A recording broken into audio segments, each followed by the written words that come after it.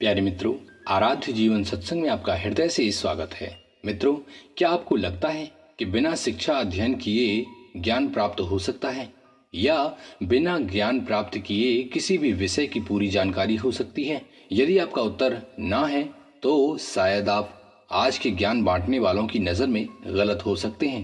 आप सोच रहे होंगे कि बिना ज्ञान के कोई भी विषय में कोई ज्ञाता कैसे हो सकता है।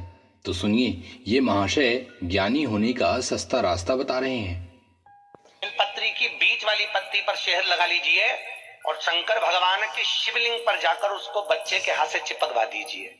जी महाराज, फिर? बच्चे ने भले पढ़ाई नहीं करी हो पूरे साल, पर बच्चा उस सब्जेक्ट में जिस दिन वो बेलपत्री चिपका कर आएगा उस दिन उस सब्जेक्ट में बच्चा पास होकर ही रहेगा। क्या बात है गुरु, मान गए। ऐसा भी होता है क्या? क्यों बच्चों के भविष्य की दुर्गति में लगे हो महाराज? प्यारे मित्रों, अब तो आपको विश्वास हो गया होगा कि विज्ञान के साथ साथ मनुष्य का दुर्भाग्य भी उन्नति में है। जब तक समाज को ऐसे अल्पज्ञानी कर्मकांडी व्यक्ति प्रेरणा देते रहेंगे, तब तक देश की प्रगति तो बहुत दूर, समाज की उन्नति नहीं हो सकती। समाज की प्रगति होगी तभी तो देश आगे बढ़ेगा। किंतु समाज की प्रगति होगी भी कैसे, जब तक माता पिता की बुद्धि को ऐसे कर्मकांडी व्यक्ति भ्रमित करते रहेंगे तो बच्चों की शिक्षा के प्रति लगाव कैसे हो सकता है? मित्रों, कभी कभी लगता है हमारा भारत देश पहले ही अंग्रेजों के कारण गुलाम था, किंतु अब इन मूर्खों की वजह से दोबारा गुलाम होने वाला है। इतना ही भरोसा है इस बेलपत्र पर तो भारत की स्वतंत्रता और उन्नति में सेना के जवानों की आवश्यकता नहीं होनी चाहिए। फिर तो एक मंत्र पढ़ो और दुश्मन देश का स्वाहा हो जाए। प्यारे मित्रों, हमारा देश पहले स्वतंत्र था, अब गुलाम होने वाला है, और इसकी वजह आज का ये कर्मकांडी ज्ञान हो सकता है। जब देश का युवा ही बेलपत्री चढ़ा करके खुश हो जाएगा तो विज्ञान को कौन चलाएगा?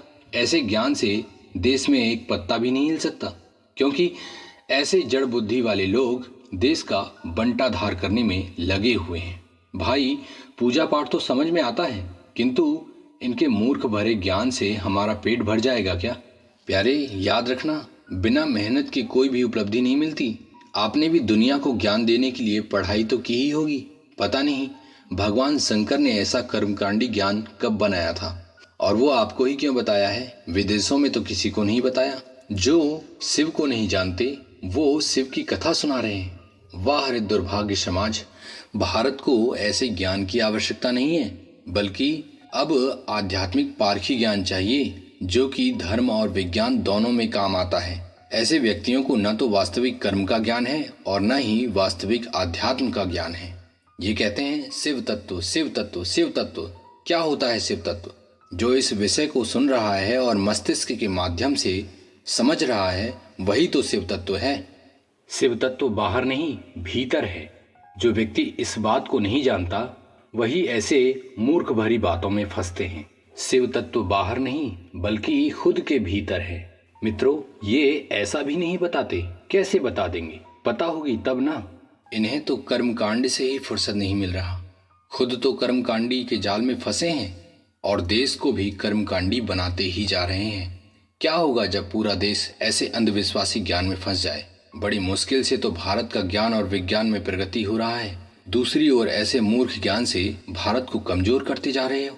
समाज ने आपको सत्य ज्ञान बांटने के लिए मंच दिया है और आप ये पाखंडी ज्ञान बांट रहे हो। भारत को अकर्म मत बनाओ, कर्मवीर बनाओ। अंग्रेजों ने तो हमारे देश पर कब्जा किया था, किंतु ये धूर्त व्यक्ति हमारे मस्तिष्क पर कब्जा कर रहे हैं। देश से दुश्मनों को भगाना आसान है, किंतु दिमाग से भगाना बहुत ही मुश्किल है, क्योंकि ऐसे व्यक्तियों के प्रति भाव का रिश्ता जुड़ जाता है, और जहां भाव का सवाल हो तो व्यक्ति को सत्य के प्रति विश्वास दिलाना कठिन हो जाता है। डर और लोभ में व्यक्ति क्या नहीं कर लेता। यही तो हमारी कमजोरी है, और हमारी कमजोरी को ऐसे व्यक्ति अच्छी तरह से जानते हैं। इसीलिए ये हमें पल पल डराते हैं और हर समय लोभ का प्रलोभन देते रहते हैं।